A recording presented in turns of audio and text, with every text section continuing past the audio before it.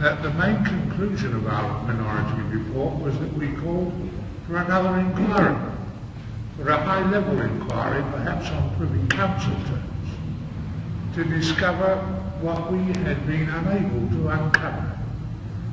And we've been unable to uncover many things, in some cases because the majority of the Select Committee refused to answer some questions that ought to have been asked, and in other cases, either because the government refused to answer some of the questions they were asked, or because they answered those questions at best misleadingly and at worst untruthfully. In section 9 of the minority report, we listed 30 such questions. Until those questions are answered, and one day they will be, the full truth about the Falklands War will be hidden from the people of Britain and from the world. Section 7 of our report set out the 7 major lies which the government told the House of Commons and the nation. I quote shortly 4 passages to indicate the width and depth of the deception. Paragraph 716 of our minority report.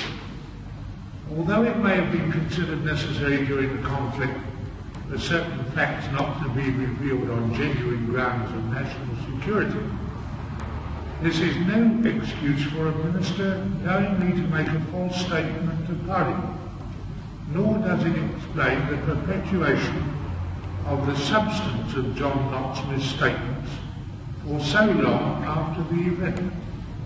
We deplore the deception of Parliament, the failure of Her Majesty's Government to correct false statements at the earliest opportunity, and the subsequent reiteration of untrue or misleading statements by government ministers. If ministers are allowed to treat Parliament in such a manner, then it seriously undermines the accountability of the executive to the House of Commons, which is one of the essentials of our parliamentary democracy. And then a couple of paragraphs later, it is clear from the Secretary of State's evidence that in late March and early April 1984, he made a conscious decision to withhold certain information from members, not because its release would itself be detrimental to national interest, but because it could supposedly lead to further requests for information. He didn't ask questions for fear that we might ask some more. And then we go on later, we are satisfied that the main reason for Her Majesty's Government's reluctance to give the committee information was not on grounds of national security, but had more to do with the government's desire not to release the full and true information which would be inconsistent with previous ministerial statements and would therefore embarrass the government. And then we conclude we are of the opinion that national security was used as a convenient smokescreen to protect the credibility of the government. We therefore absolutely condemn the government's deliberate attempt to obstruct a legitimate inquiry by a parliamentary select committee which had the right to inquire and get truthful answers. It was clearly the intention of ministers to provide the committee with a memorandum which would be not only misleading, but which was intended to block any further inquiry. But the basic deception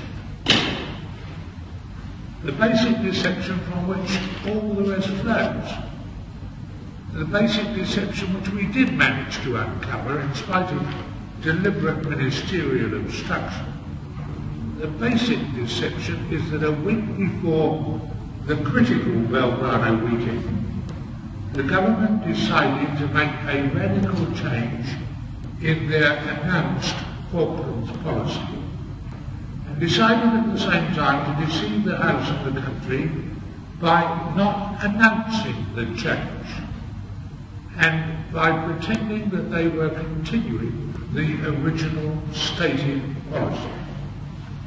That original stated policy was to use the minimum force necessary to secure a diplomatic solution to the conflict.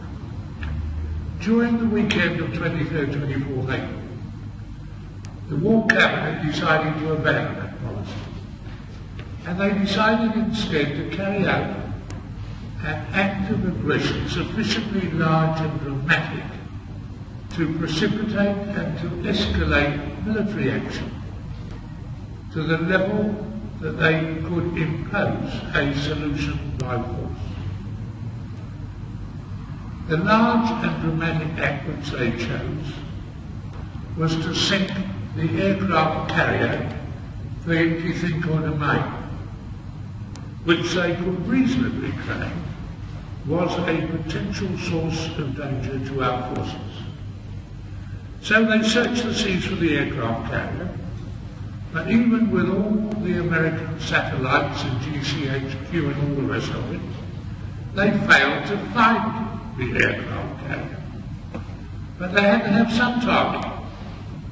So instead they sank the Belgrano, which they knew perfectly well was not a potential source of danger to our forces. The question, why did we sink the Belgrano, has been asked many times and has had many different answers. But it is clear from our researches that the short and absolutely factual answer to the question, why did we sink the Belgrano, is we sank the Belgrano because we couldn't find the 25 de Mayo. The visit of Francis Pym to Washington and New York over the weekend of the 1st and 2nd of May was part of the pretense that the government was still seeking a diplomatic solution. Mind you, he himself, Francis himself, was not a party to the deception. Indeed, he was one of the victims of it. He was sent off, an innocent abroad, to talk peace with Al Haig and Perez without being told that any such talk would be scuppered while he was engaged in it by the decision to sink one of the Argentine capital ships. We got to know about this because in the last meeting with the United States Secretary of State, he sounded out what would be Her Majesty's government's reaction to a proposal for a further ceasefire of a few days in order to seek further negotiations and a solution by diplomatic means. The answer he got was that the government would not do anything that limited its military options.